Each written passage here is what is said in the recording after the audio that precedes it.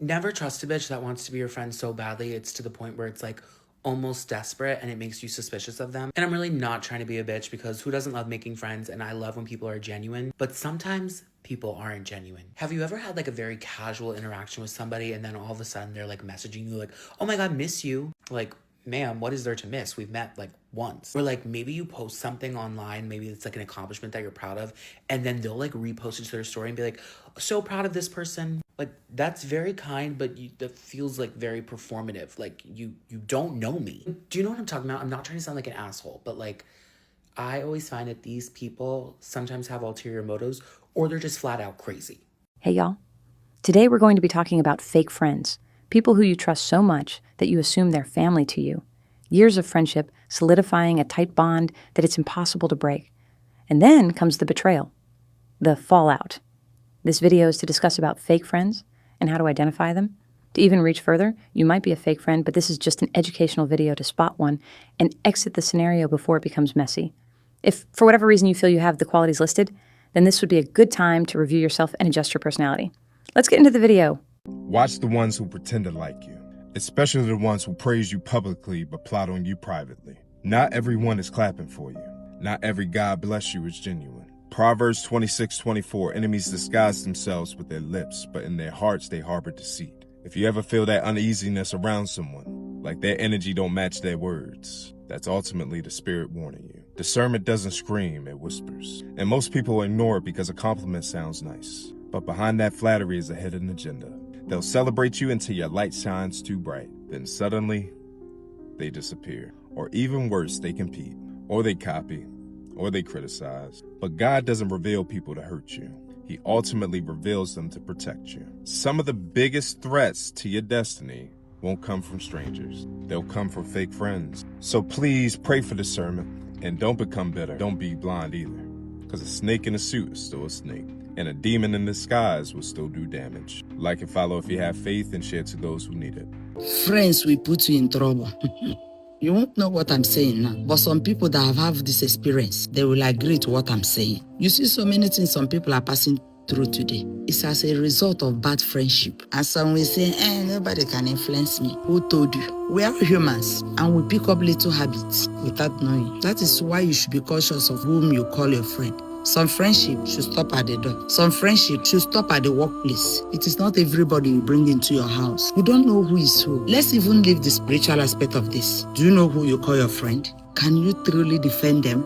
Why will you jeopardize your life because you want to please another person, all in the name of friendship? Up until now, I am no longer a child, but I never had where they said somebody bite it because he doesn't have any friend. Did I say don't greet people? Did I say don't keep relationships? But be watchful. If you watch for the past 6 months, I've been shouting, shine your eyes. So you won't stay inside river and soap will enter your eyes. Do you understand? Are you ready for the truth? If they don't ask for your side of the story, that tells you everything you need to know. If they are not willing to hear you out, that means they automatically believe whatever rumor they were told. And that's not a misunderstanding, that's a decision. Here's the hard truth. People that are actually on your side will always be patient and try to understand you. People that never were on your side to begin with are the ones that believe the rumors and run with them. You don't owe yourself an explanation to those people because they're not seeking clarity. They're just seeking whatever fills their basket, makes them feel better about themselves. And no amount of defending yourself is ever going to change that. So stop wasting your energy on these people. You're not here to prove your worth to anybody. You're here to live it. The moment you stop defending your peace is the moment you start owning it. You know you've reached the next stage of maturity when those friends you have, girls or guys, the ones that are always talking shit about their other friends, they talk shit about them, they complain about them, they whinge about them, they always have something negative to say about them, but then you still see them hanging out with them all the time. Yeah, they're talking shit about you too.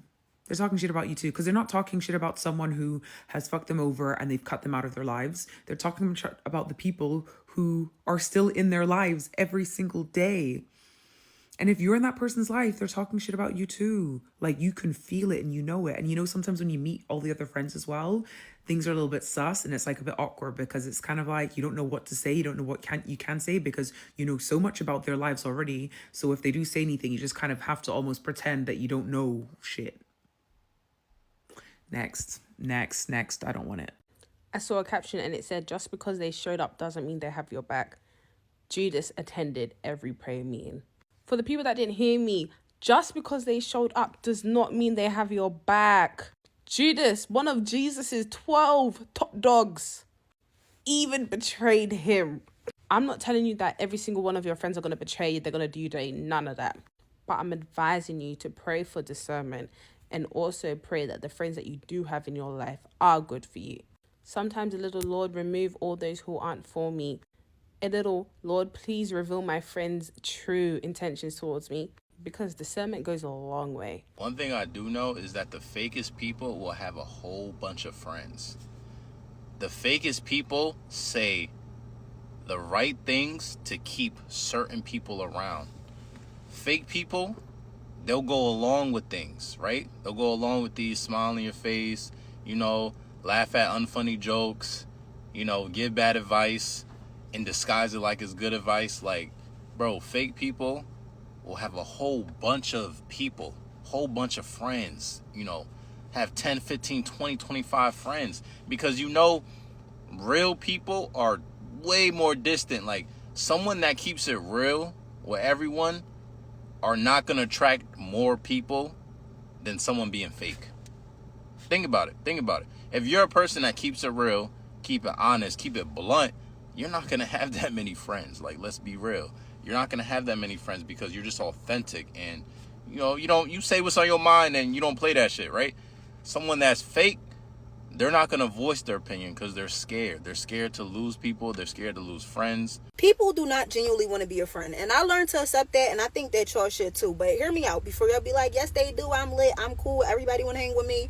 No, they don't, girl. And if they do, it's not genuine. And listen, I'm about to break it all down to you. But if you don't want to be traumatized when meeting new people and when trying to make new friends, just skip this video. Because you're not going to look at it the same no more. You're going to start to see stuff for what it really is. People only want to be your friend for one of the following reasons. Number one, they want to know your business. That's like one of the most common reasons of it all. Like, they just want to know how you got what you got, how you doing what you doing, who that man is that you be with, what it is that the outside world don't know about you. They just want to know something about you. They trying to figure you out. And if you're somebody who don't really let the world see too much, the best thing to try to do is to just try to be a friend in order to figure it out.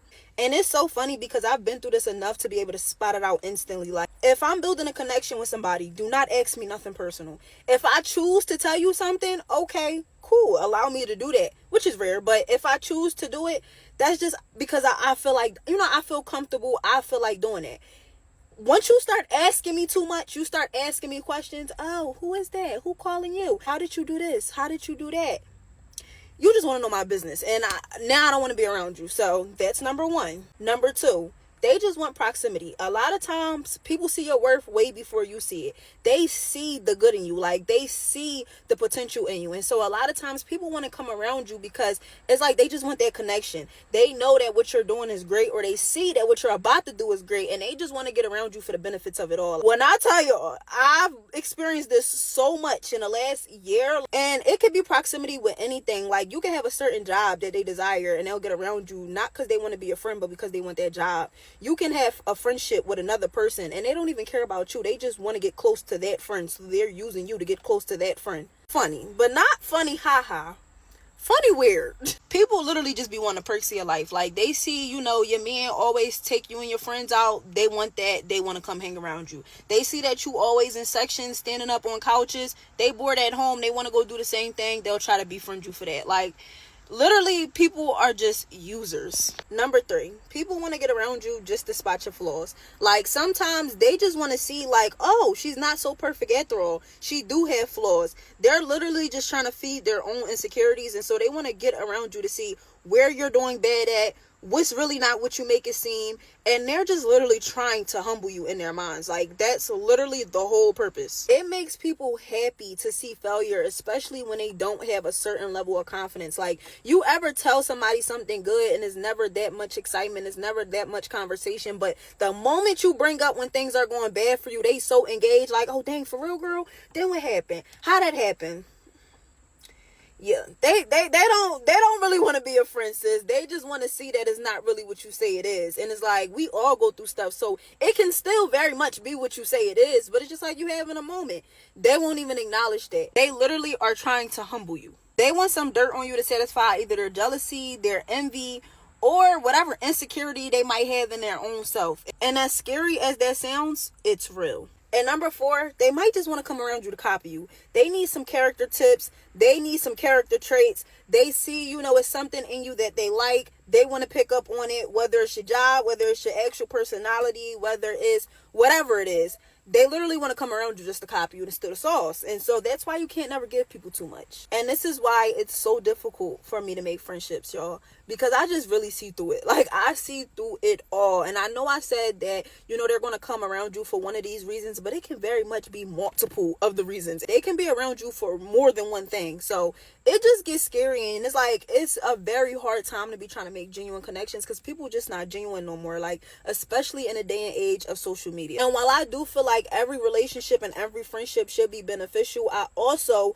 don't feel like you should just be using people. So, like, it's just a weird, touchy subject for me, but beware, girl. They don't want to be your friend for real. I realize when your friends can't keep your secrets, they're not your friends. It's not really about them spilling information, it's about what that act means. It just means that they can't be trusted with the parts of you that aren't meant for everyone. When you share something personal, you're not just telling a story, you're handing them a piece of your vulnerability. But when they share that with others, even just a little bit, it's like they took that trust from you and smashed it on the ground. And some people don't share your secrets out of malice, they do it just because it makes them feel relevant. They like being the one with the inside information, the one who knows more than others. But when someone who's supposed to be your friend uses your private life for their own social gain, that's selfish. That's how you know your friends are fake. They use it to fill silence or seem interesting. And you might be like, nah, you're going too much with this. It's not that deep. No, it is that deep. The older I get, the more I realize how much I don't want people to know my private life or what I'm up to. Once your friend can't respect the small boundaries you set, like keep this between us, you can't trust them with anything deeper. At the end of the day, it's not really about the secret, it's about the principle. They can't respect your words, they won't respect your emotions either. I learned that trust is built by small, consistent acts of loyalty.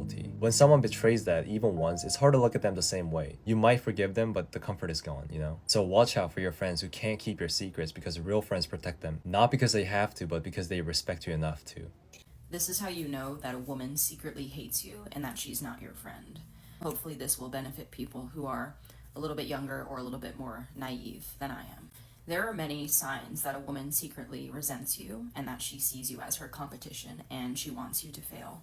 These signs are not always going to be obvious, but if you know what to look for, then you will see what I'm talking about. One of the most subtle ways that a woman will show her resentment for you is by glaring at you from across the room when she thinks you can't see her. When women glare, they are expressing their resentment towards you in the most subtle way possible. Another very, very clear sign is that these women will never have anything good to say about you. Every word out of their mouths when it comes to you is snide, passive-aggressive, some kind of a backhanded compliment, something that is meant to undermine your confidence. A lot of these statements will be disguised as jokes. That's something that people love to do as a cover-up for bullying, is they like to say that they're just joking. But if you think about it this way, there are many things that a person could joke about, but if they always choose to joke about something that is mean and hurtful, they're just using humor to disguise their hatred for you. Another sign is that this woman will never be happy for you. Like, if something good happens to you, she's never, ever, ever going to be happy or congratulate you. A woman who secretly hates you is going to resent you when you're doing well in life. And because she sees you as her competition, the first thing that she wants to do is bring you down. And she will do that in subtle ways by laser focusing on your insecurities and the things that you do poorly. Because in her mind, if she can bring you down, then she doesn't have to feel as badly about herself. Like they say, misery loves company. And in order to be little, you have to be little. If she sees you as up here, she wants to bring you back down. And she will do that with little passive-aggressive statements, or she will withhold praise or anything that is kind and uplifting to you. She will only say things that are critical. She will only say things that are underhanded to make you second-guess yourself and to detract from the fact that you're doing well and possibly doing better than her. Another clear sign is that this woman will not want you around any of her male friends or her male partner, because women like that are very patriarchal and they see pretty much every other woman as competition. So if a woman is threatened by you, especially if you are physically attractive, she will not want you to be around men that she knows, because if you are in their presence, then you're taking the attention away from her. And she needs that attention to feel any kind of self-worth. She's so insecure that without the constant attention and validation from people, especially from men, she doesn't feel good about herself, you know? So if an attractive woman like yourself is around, you basically, in her mind, are taking away her source of validation. That is something that she finds very threatening because it's something that she can't live without. And it's very important to know that a lot of these women are masterful actors, and they are excellent at hiding behind a charismatic personality. They are excellent at, you know, getting you to let your guard down, and they will act like your best friend. But if your intuition is telling you that what they're doing is forced or fake or disingenuous, chances are that they're only putting on this act for you so that you keep your guard down and they can maintain access to you. Because when women see you as their competition, when they're jealous of you, they actually, contrary to popular belief, they actually don't want to cut you off. They want to keep you around because they want to be able to monitor you and have access to you. Because when they have access to you, they know more information about you. They know your personal affairs. They know your insecurities. And all of that can be used as ammunition to tear you down. Like, just because a woman is nice to you does not mean that she likes you. And that is something that a lot of naive and empathic women, like myself, you know, we are very easily fooled by charisma and charm and friendliness. And we mistake that for a good heart. We mistake that for sincerity and being genuine. And we don't see that those qualities can be used as a manipulation tactic. And believe it or not, a part of me still does maintain a certain level of compassion for these women, because this behavior originated in patriarchal society. Men are the reason that women have been pitted against each other and taught to see each other as competition. Patriarchy is the reason that women are so insecure, because they are constantly taught to value themselves only by how well they are liked or how physically attractive they are. Women's number one priority has always been to be the most well-liked, to be the most attractive, because they genuinely in their minds think that relationships between women are like a vicious sporting event, this you know, cutthroat competition. That's what the patriarchy has trained them to think. And so they don't think that they're doing anything wrong, because they truly have been led to believe that women are each other's competition, and that if you are not constantly tearing other women down, then you are going to be the underdog. You're trying to claw your way to the top of these social ladders. You don't want other women to have that position. So what do? You do everything that you can to bring those women down. You are fake to them. You spend time with them to learn information about them that you can use against them.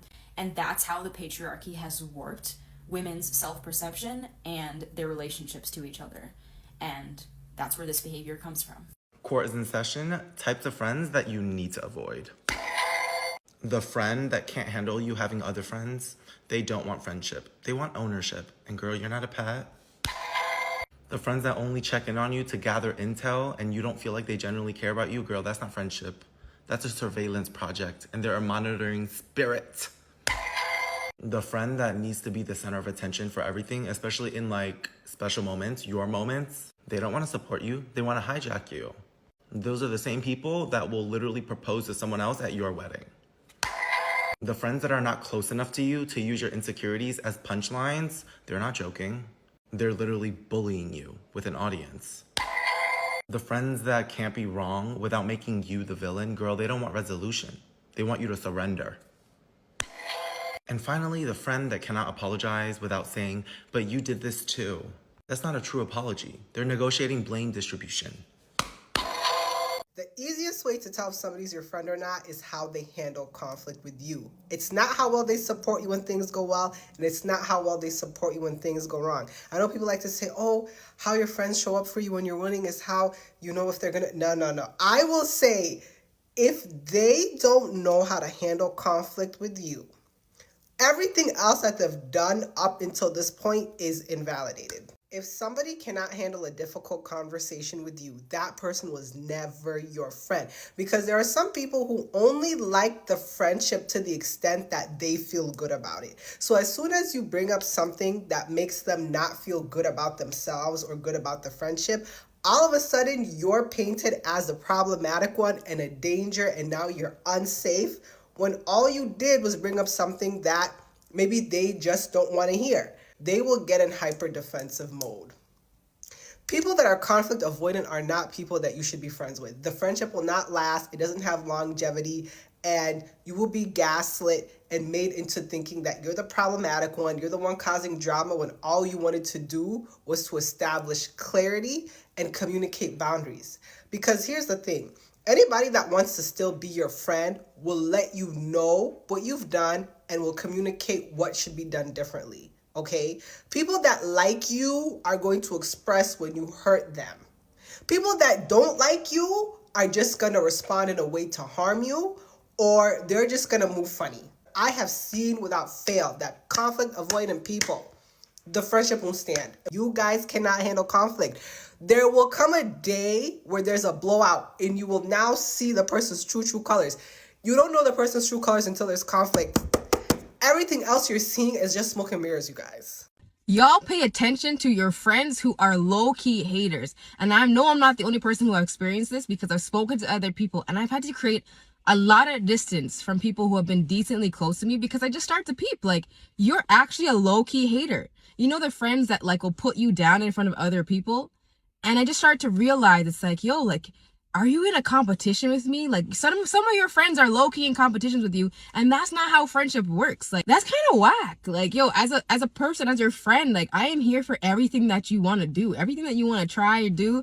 Like, yo, listen, more for you. Like, power to you.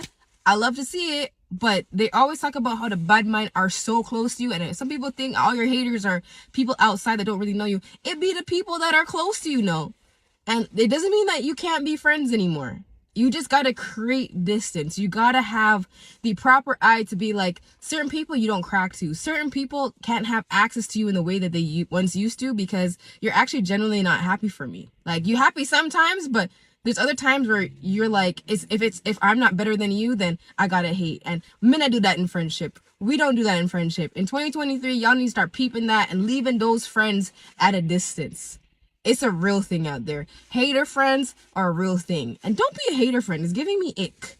You know who always gets looked at as the bad guy? The friend with discernment. The friend who has strong levels of discernment is always looked at as the bad guy, because they are calling out people's weird, bad, fake behavior before everyone else even notices it. I have been this friend my entire life, and it's honestly a blessing and a curse, because sometimes you do want to be naive. Sometimes you do want to not have to notice that somebody did something weird, but there's something in you that physically does not allow you to just overlook the weird stuff. So you call it out. You tell somebody, no, that person's actually like weird. That person's actually fake. That person actually did that deliberately. And then everyone else is like, oh, you just don't like people. You're always, calling people out. You're not a fan of anyone. You don't like anyone. And you look like the bad guy until the person does everyone else wrong.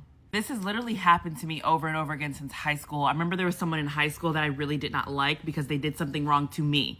And everyone else chose to stay cool with them and kiss their behind until they did each and every other person wrong. Then everyone's coming back to my face and being like, yeah, I really don't like that person. That person is really fake. That person is really weird. That person is really mean. I told you guys that 3 years ago. So when you're the person that always notices it first, you typically end up being the bad guy. Some people will intentionally withhold valuable information that could save you, save your relationship, or make you aware of some shit that you didn't even know what was going on, because they want to have something over you. It may not even have anything to do with them specifically, but it's the one leg up that they get to have on you, because you just must look like you get everything you want. It could be something as simple as, we go out together, I have something in my teeth and you will not tell me. Why? Because maybe you don't like the attention I'm getting. Maybe you think that I look better than you. Maybe you're annoyed at the fact that I've got more compliments than you. Or it could be something as major as, you will not tell me that my boyfriend is sleeping with someone else, because why should I try to fix the relationship that she has and I don't even have one?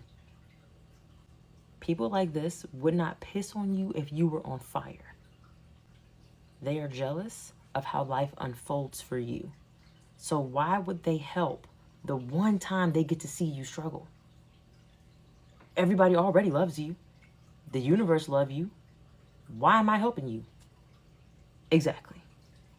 5 red flags you should look out for in your female friendships. Number 1, the competitors. If your friend is competitive with you, trust me, she wants your life.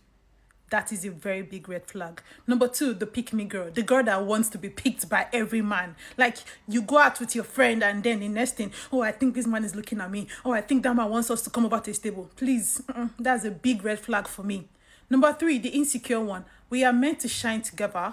I would not dim my light for you to shine. If you're insecure or you're throwing a birthday party, oh, please don't overdress, Faith, please. Number four, the ones that are friends with your enemies. Now, let me say this again. If you are my friend and you find out that this person did me dirty, and then you are saying, I did not inherit anyone's enemy, so I'm just friends with this, you are mad. You are mad. I said it, you are mad. Last but not the least, the one that will never compliment you. These are the red flags you should look out for your female friends. Bye. Here are 10 signs that you're in a half-assed friendship or just a completely fake one. Number one, if they don't reciprocate the energy that you put into the friendship. If you're always the one like reaching out, always texting them, always the one like trying to make plans, but they never do that for you, they never return that energy, they are not your friend. They do not care, especially if you see them hanging out with other people or you see them texting other people. I've had this happen with like a lot of high school friends. Like, quite honestly, I don't really talk to a lot of people from my high school that much anymore. There's no beef per se, but none of them like reached. I noticed that like after a while, I would reach out to them, but they would never reach out to me. So I don't know. I just consider them to be like acquaintances now. Anyway, number two, not responding for days or weeks at a time.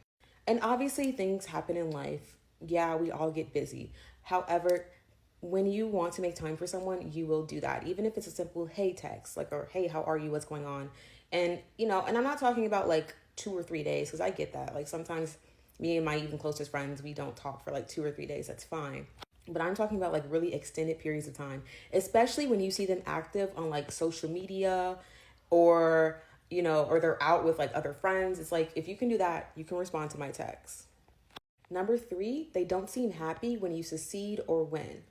If every time you have something good happen in your life and there seems to be like some kind of inner animosity, or they're always kind of give you like a dry response, or they even say like, oh, it's not that serious. Like, I don't get why you're so happy about that. Like, I don't get why you're so excited.